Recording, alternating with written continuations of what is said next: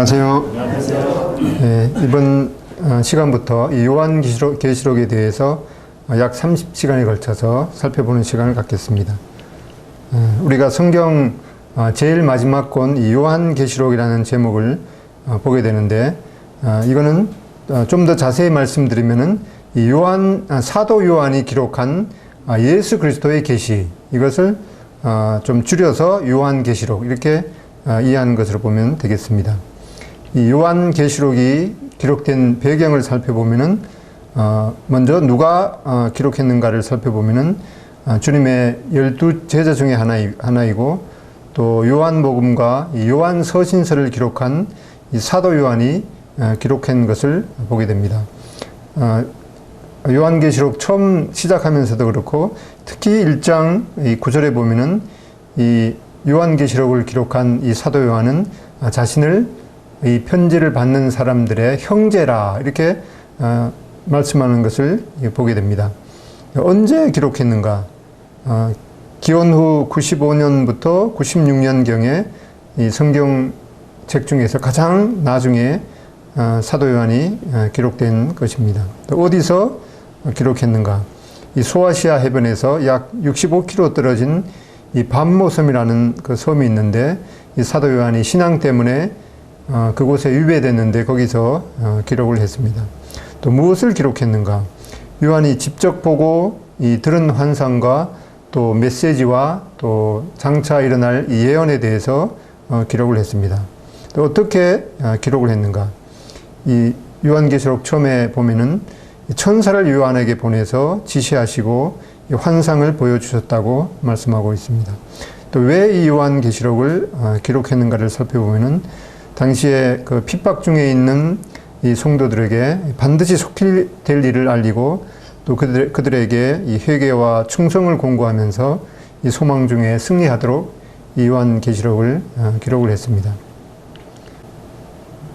이 도표를 통해서 요한계시록의 그 역사적인 그 배경을 보면은 이 오순절날 이 성령 강림과 더불어서 이 교회가 탄생하게 되었습니다. 그리고 이 예루살렘과 온 유대와 또 사마리아와 또 여러 지역으로 이 복음화가 시작이 되었습니다. 그리고 이 사도 바울의 1차, 2차, 또 3차 전도 여행을 하면서 특히 이 에베소 주변에 교회가 또 설립이 되었습니다.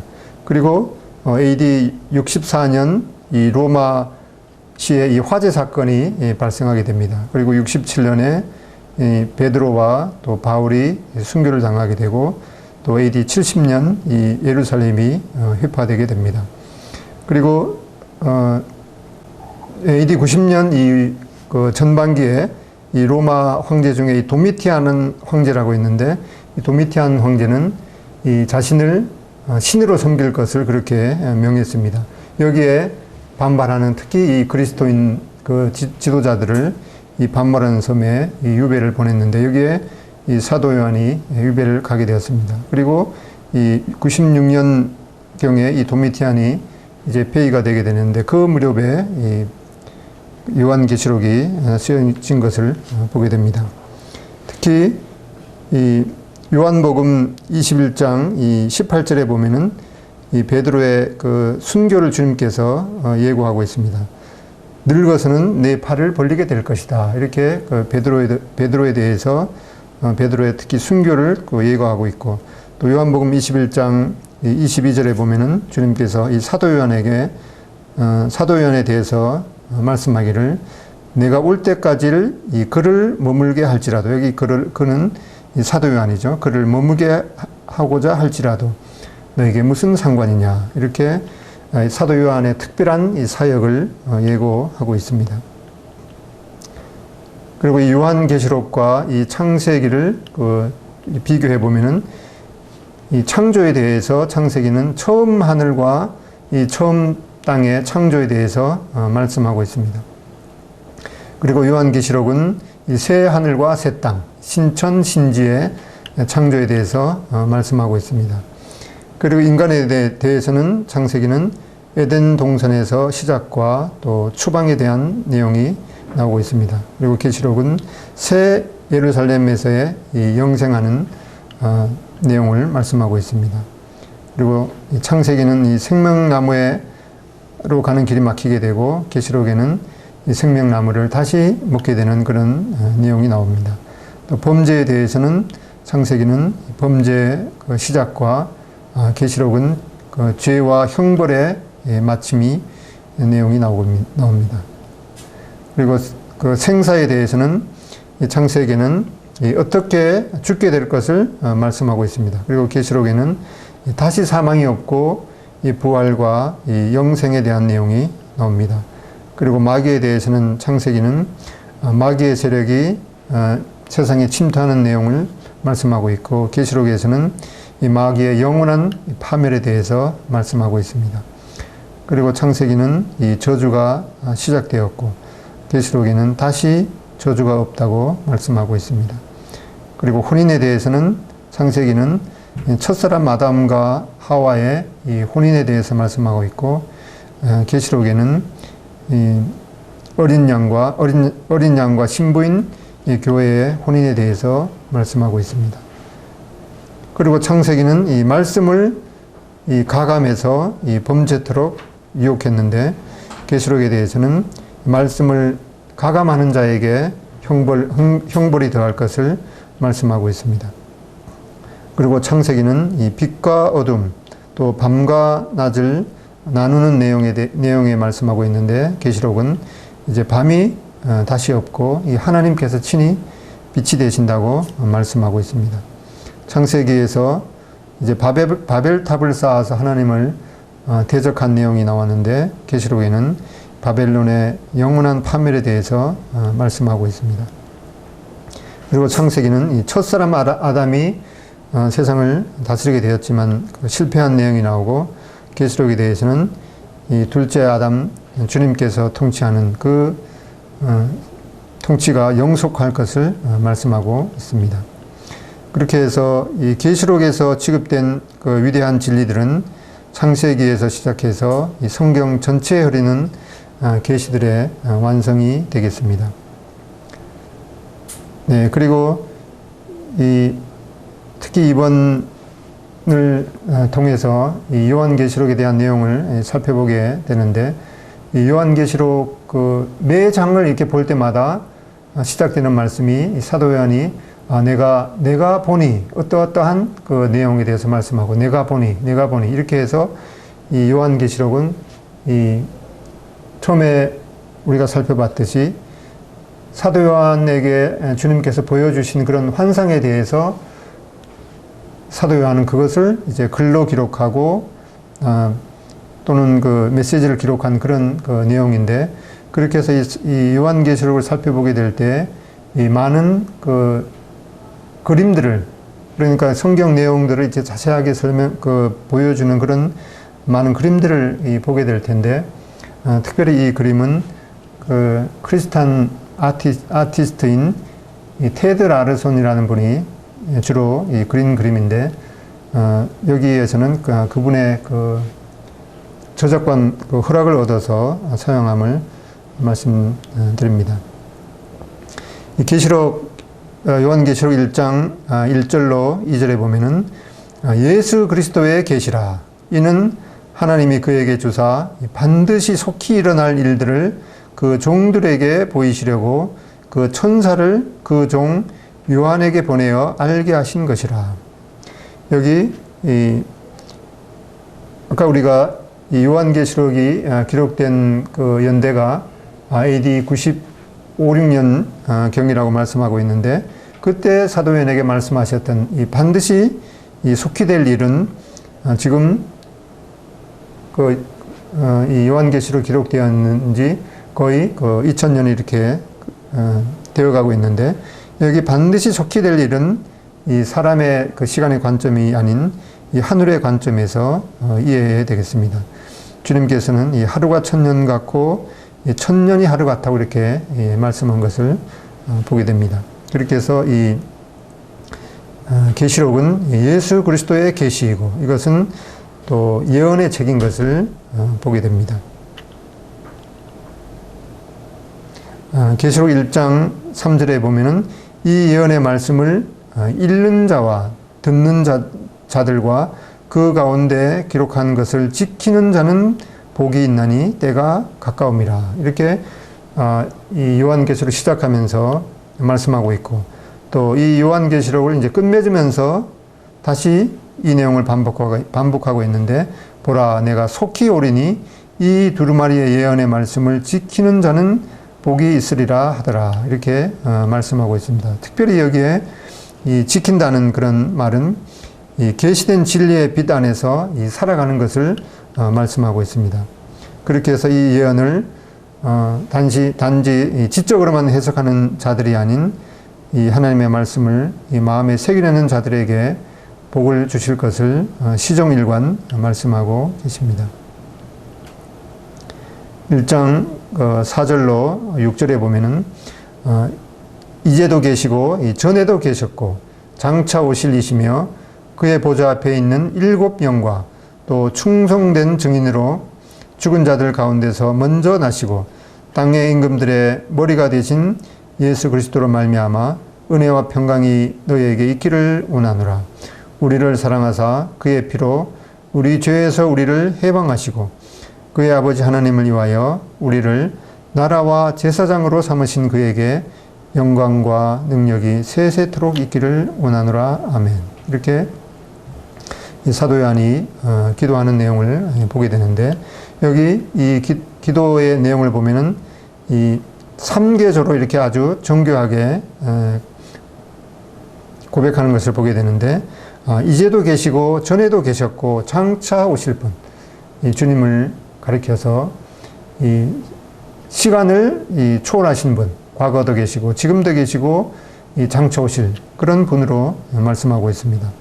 그리고 충성된 증인이시며 죽은 자들 가운데서 먼저 나신 분, 또 땅의 임금들의 머리가 되신 분이라고 말씀하고 있습니다.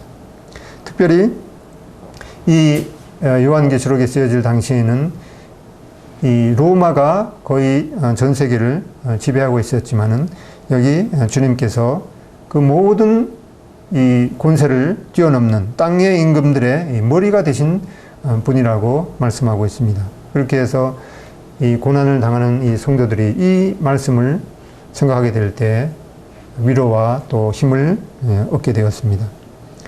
그리고 우리를 사랑하신 분, 또 그의 피로 우리를 해방하신 분, 또 우리를 이 나라와 제사장으로 삼으신 분으로 말씀하고 있습니다.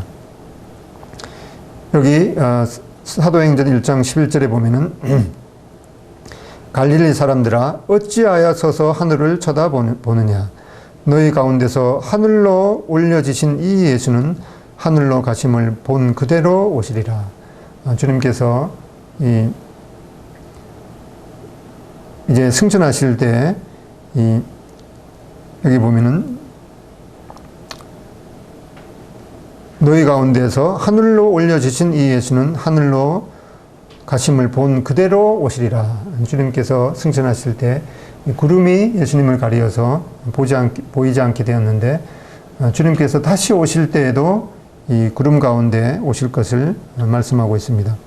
여기 이 감람산 위에 있는 그 예수님의 승천을 기념하는 교회가 있는데, 거기 밑 바닥에 보면은 이 바위가 예수님께서 승천하신 자리라고 그럽니다. 근데 지금은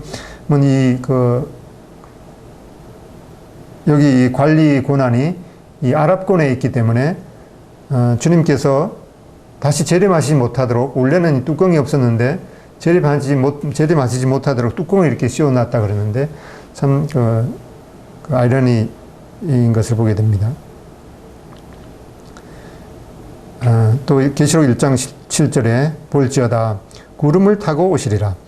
각 사람의 눈이 그를 보겠고 그를 찌른 자들도 볼 것이요 땅에 있는 모든 족속이 그로 말미암아 애곡하리니 그러하리라. 아멘. 주님께서 이 구름을 타고 오시리라. 이 말씀 사도행전에서 우리가 보게 될 때 이 구름이 저를 가리어서 보이지 않게 되었다고 말씀하는데, 주님께서 다시 오실 때에도 이 말씀 문자 그대로 이 구름을 타고 오실 것을 또 말씀하고 있습니다. 이 말씀은 이 다니엘서에서 말씀하고 있는 예언의 성취이기도 합니다.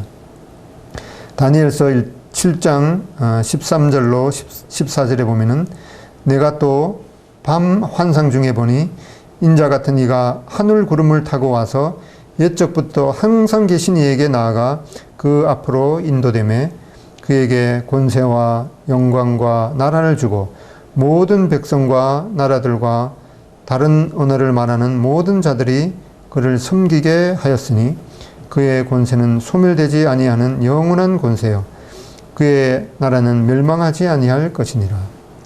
이렇게 이 다니엘에서 예언된 주님의 이 재림에 대한 그런 성취가 이제 일어날 것을 말씀하고 있습니다. 또 이 스가랴서 12장 10절에도 말씀하고 있는데 내가 이 다윗의 집과 예루살렘 주민에게 은총과 강구하는 심령을 부어주리니 그들이 그 찌른 바 그를 바라보고 그를 위하여 애통하기를 독자를 위하여 애통하듯 하며 그를 위하여 통곡하기를 장자를 위하여 통곡하듯 하리로다.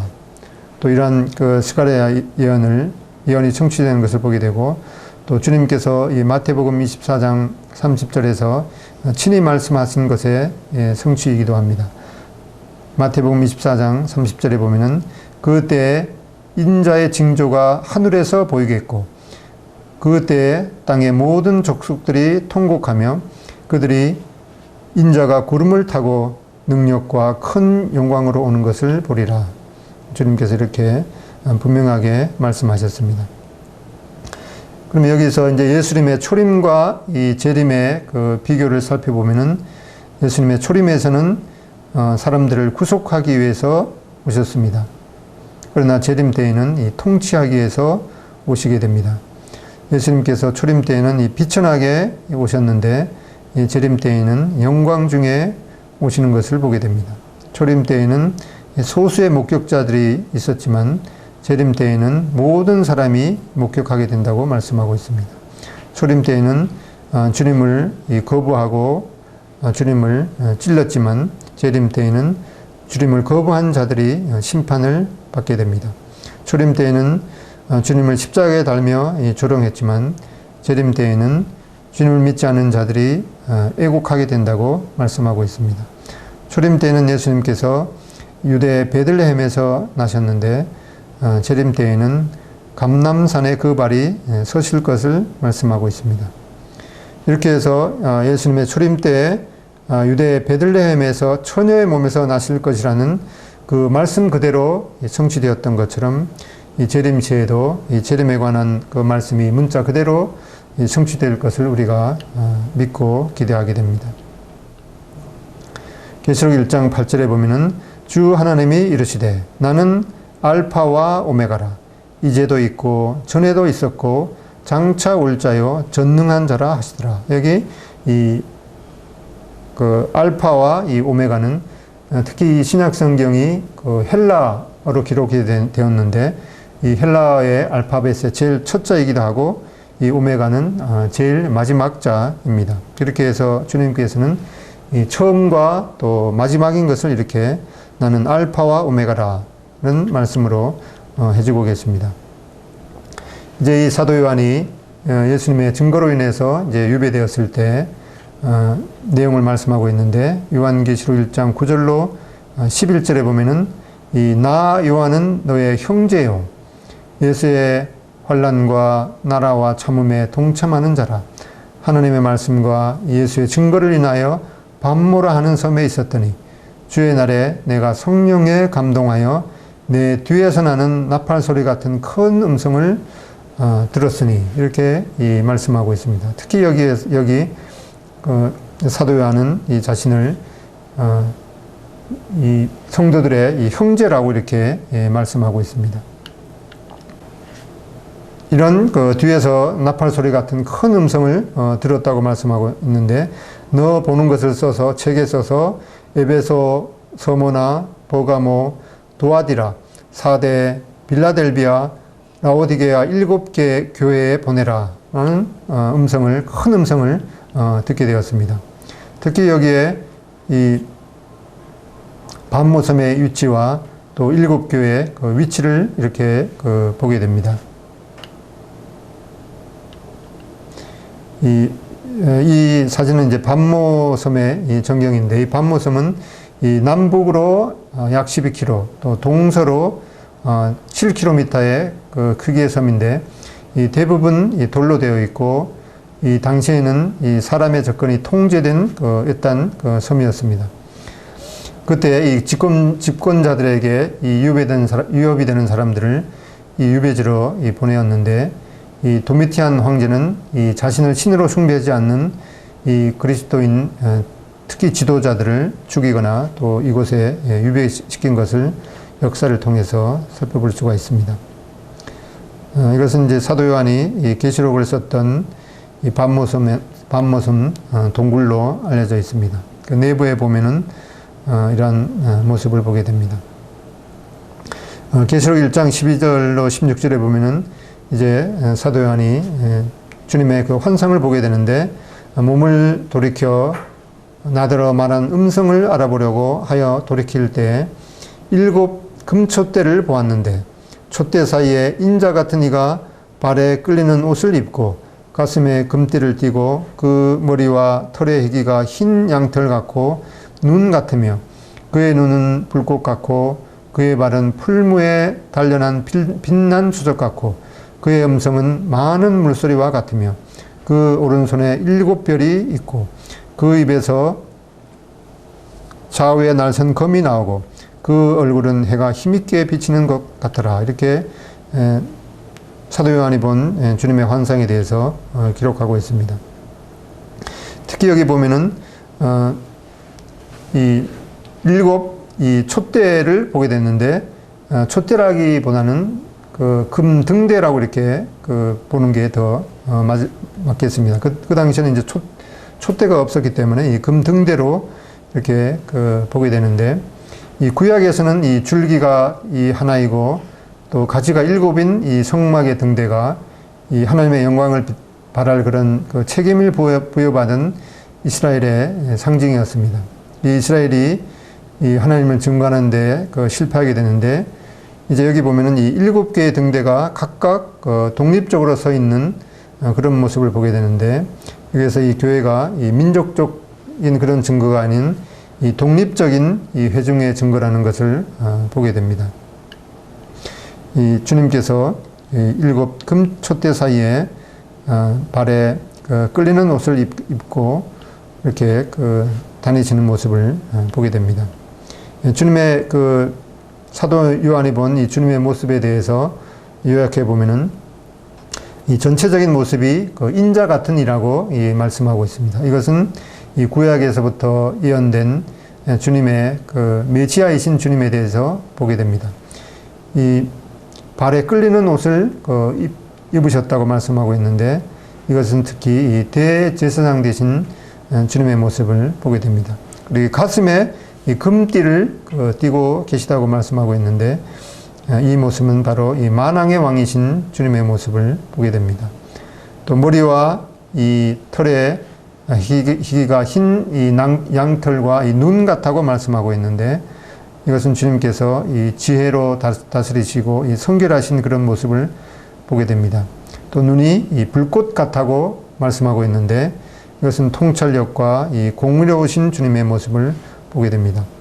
또 발은 이 풀무에 단련된 이 빛난 주석 같다고 말씀하고 있는데, 이것은 주님의 심판주로서의 영광을 보게 됩니다. 또 음성은 이 많은 물소리와 같다고 말씀하고 있는데, 이것은 심판주로서의 주님의 권능과 위엄을 나타냅니다. 또 오른손에는 이 7별을 붙잡고 계신 모습을 보게 되는데, 이것은 모든 교회를 이 권능으로 지키시는 모습을 보게 됩니다. 또 입에서는 좌우에 날선 이 검이 나오는 모습을 보게 되는데, 이것은 하나님의 말씀을 선포하시는 주님의 모습과 또 공의로우신 심판주로서의 주님의 모습을 보게 됩니다.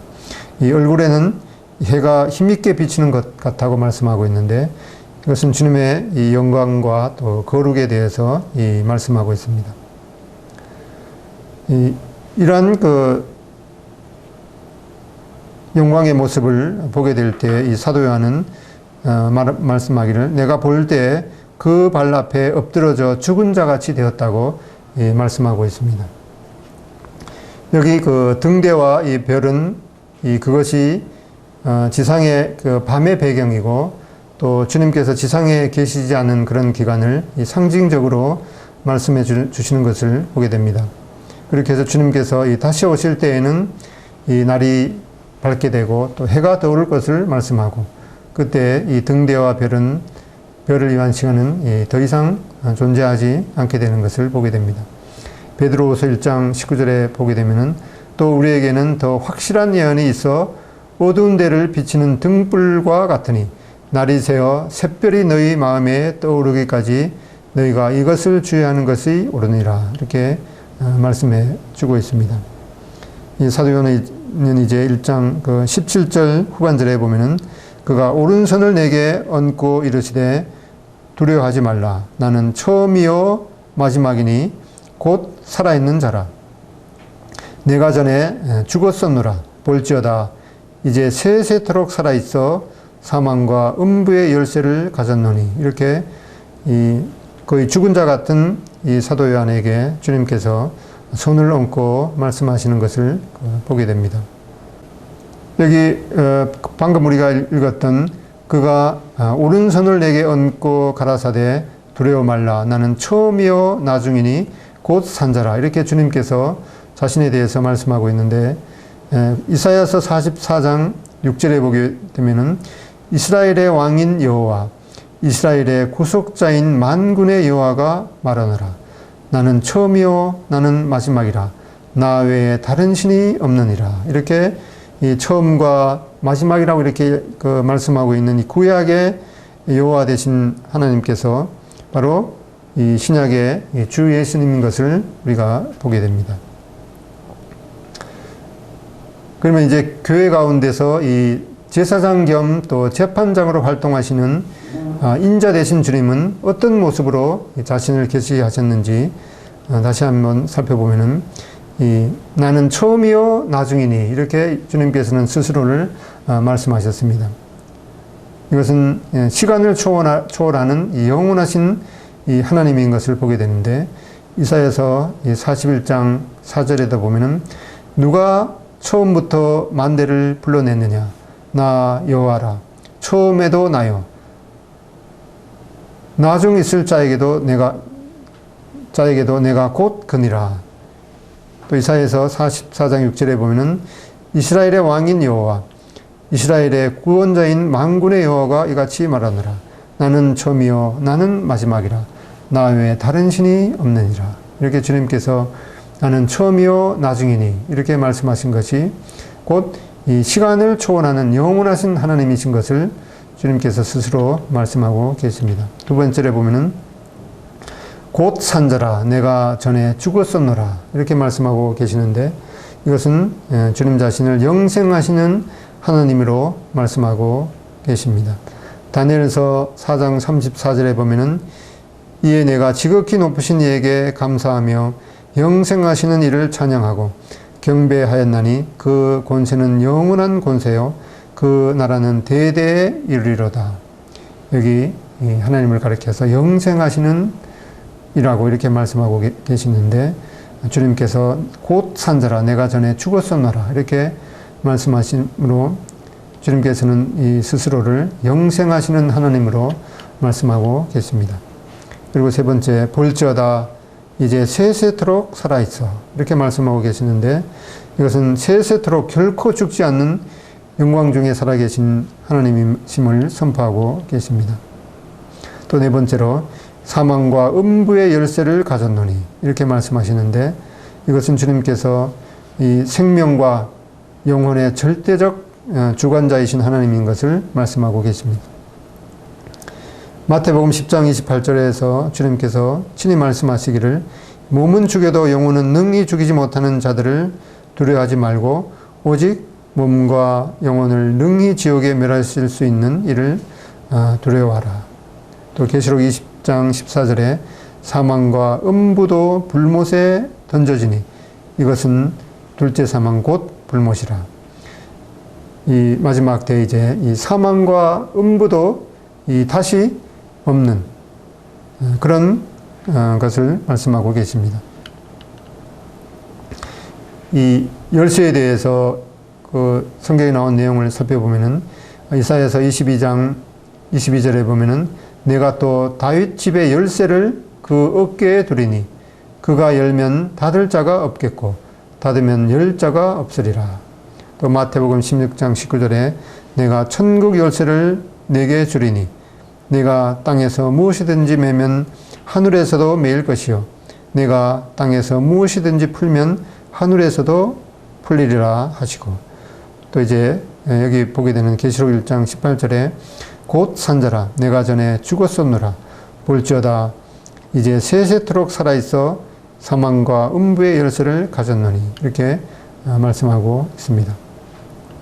제 요한계시록에 그 요한계시록 이해하는 이 가장 중요한 이 키를 보게 되는데 계시록 1장 19절에 주님께서 친히 말씀하시기를 그러므로 내 본 것과 이제 있는 일과 장차 될 일을 기록하라 이렇게 말씀하고 있습니다. 여기서 내가 본 것은 바로 요한계시록 1장에 있는 주님의 그 환상에 대한 내용이 되겠습니다. 그리고 이제 있는 일은 이 요한계시록 2장과 이 3장에 걸쳐서 이 7 교회에 보낸 이 편지의 내용이 바로 이제 있는 일이 되겠습니다. 그리고 장차 될 일은 4장 이후에 있는 내용으로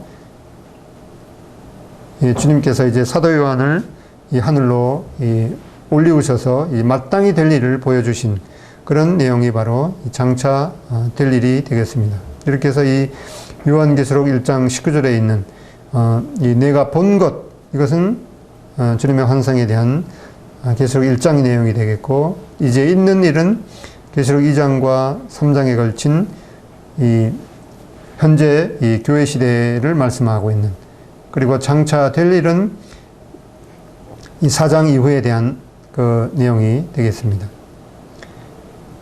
이 요한계시록의 그 개요에 대해서 이제 도표를 보게 되면은 여기 내가 본 것은 바로 주 예수 그리스도에 대한 그 비전 이것은 계시록 1장이 되겠습니다. 그리고 이제 있는 일은 7 교회에 대한 그런 그 교회 시대의 그 내용으로 계시록 2장과 이 3장의 내용이 되겠습니다.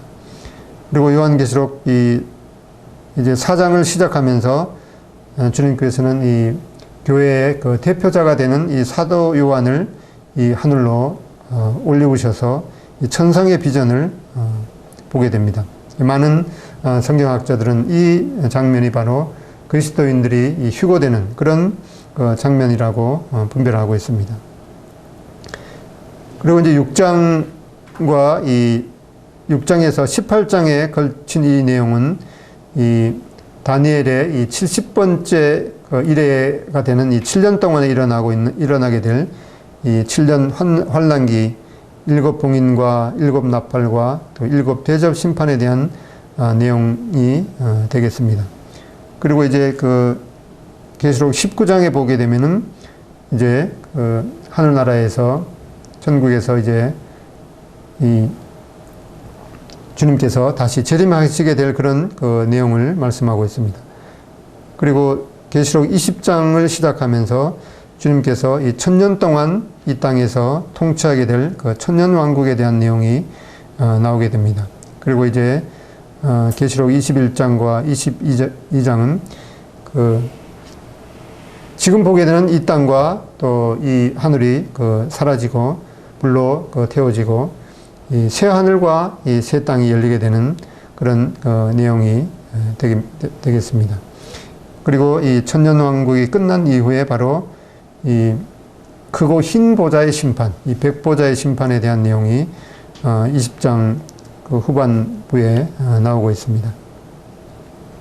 그렇게 해서 이 하늘나라에 대한 그런 그 내용이 있게 되었고 또 7년 환란기라는 이 땅에서 일어나게 되는 그런 내용들이 있게 되는데 이제 모든 이 거듭난 참된 그런 그리스도인으로 이루어진 이 교회는 하늘로 이 휴거가 되어서 그리스도의 심판대와 또 어린 양의 그 혼인잔치를 통과한 이후에 주님께서는 이제 그 하늘 군대를 이끌고 다시 재림하시게 될 그런 내용이 바로 요한계시록 19장에 나오게 됩니다. 그렇게 해서 이제 그 휴거는 바로 이 7년 그 환란이 일어나기 전에 일어난다고 해서 이 환란 전 그 휴거에 대한 내용을 저희들이 믿게 되겠고, 또 주님께서 재림하시게 되는 것은 이 천년왕국 전에 재림하신다고 해서 전천년 재림, 환란 전 휴거와 이 전천년 재림이라는 이 중요한 그 진리를 우리가 믿게 됩니다. 이 계시록을 이해하는 이 중요한 그 열쇠는 아까 말씀드린 대로 계시록 1장 19절에 당시에 이 요한계시록이 기록될 때 이제 있는 일로 말씀하신 이 7교회 시기는 아직도 이 연장선에 있으며, 또 4장 이후에 장차 될 일로 말씀하신 것도 이 현 교회 시대가 마감된 이후에 미래에 일어날 사건으로 분별하게 됩니다. 또 계시록의 많은 상징들은 또 의미를 설명하기 위한 것이고, 이 상징의 그 사용에 대한 이 명백한 언급이 없는 한 성경의 모든 말씀을 해석하는 원칙대로 이 계시록도 이 문자적으로 이해해야 되겠습니다.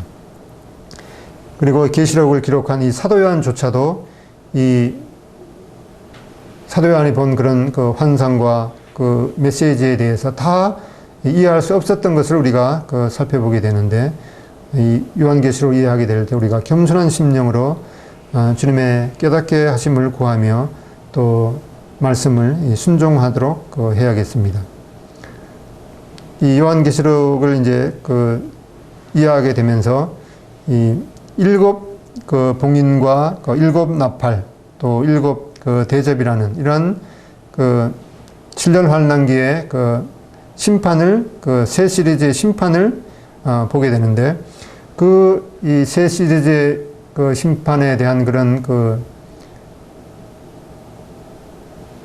흐름이 이렇게 시작되면서 흐름이 계속되면서 중간에 이 삽입된 내용을 보게 됩니다. 이것은 이 7 봉인, 7 나팔, 7 대접 심판이라는 이런 시리즈가 이렇게 전개되는 그 흐름을 이렇게 잠시 멈추고 막간에 이 다른 주제들에 대해서 좀 더 자세히 살펴보기도 하고, 또 그 주제들에 대해서 이 아주 먼 그 후에 어떻게 더 자세하게 이루어질 것인가에 대한 그런 이 삽입된 부분을 보게 되는데, 그런 삽입된 부분이 계시록 7장에 나오는 인침받은 유대인 14만 4천에 대해서 보게 되겠고, 또 큰 환란에서 구원받은 이방인들, 그리고 10장에서 이 작은 두루마리를 가진 힘센 천사에 대한 내용, 그리고 11장 전반에 이 두 증인에 대한 내용, 또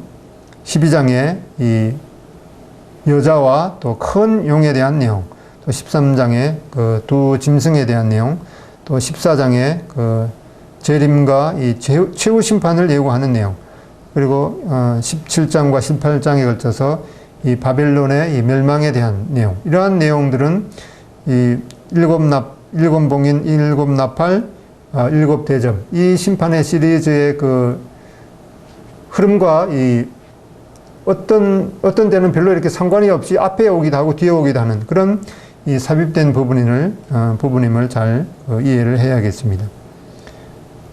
그리고 이 7년 환란기가 아까 살펴본 대로 다니엘의 70번째 일에 해당되는 이 7년 동안에 일어나는 일이 되겠는데, 이 다니엘의 70번째 일을 보면은 그 시작이 이제 예루살렘을 중건하라는 영이 날 때부터 이 70일의 시작점이 되게 됩니다. 이것은 두 번째 시간에 이제 우리가 자세히 살펴보게 될 텐데, 느헤미야 2장 5절에 보면은 그 시기를 대략 기원전 444년이나 445년으로 우리가 알게 됩니다.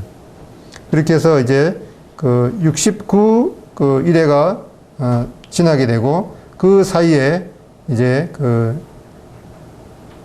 교회 시대가 있게 되고 마지막 70번째 일회에 해당되는 7년이 바로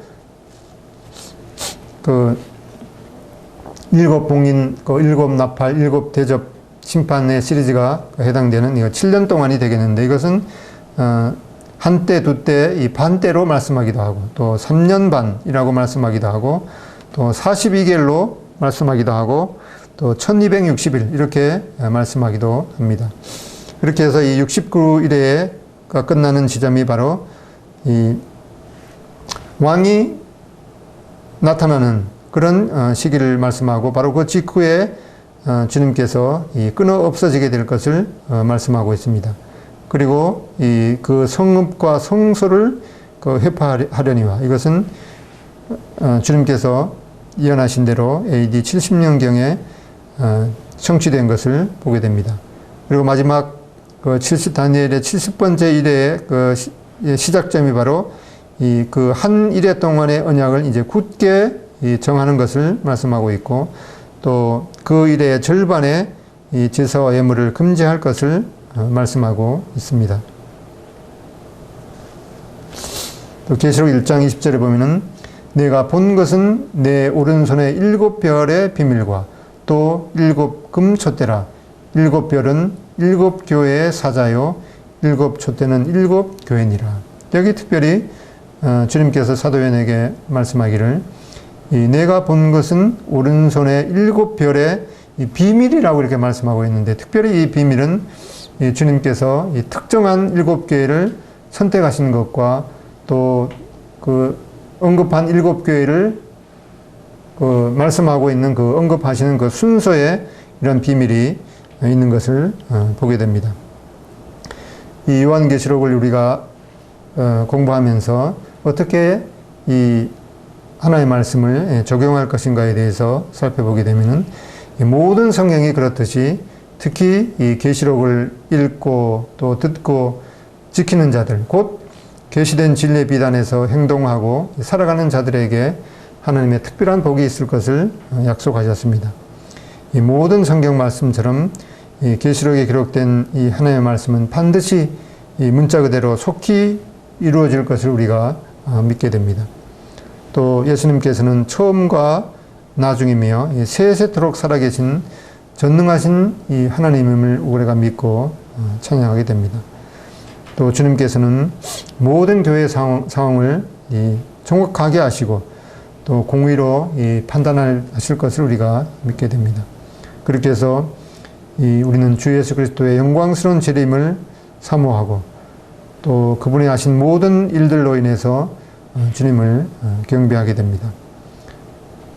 사도 요한이 1장에서 기도한 것처럼 우리를 사랑하사 그의 피로 우리 죄에서 우리를 해방하시고 그의 아버지 하나님을 위하여 우리를 나라와 제사장으로 삼으신 그에게 영광과 능력이 세세토록 있기를 원하노라. 아멘.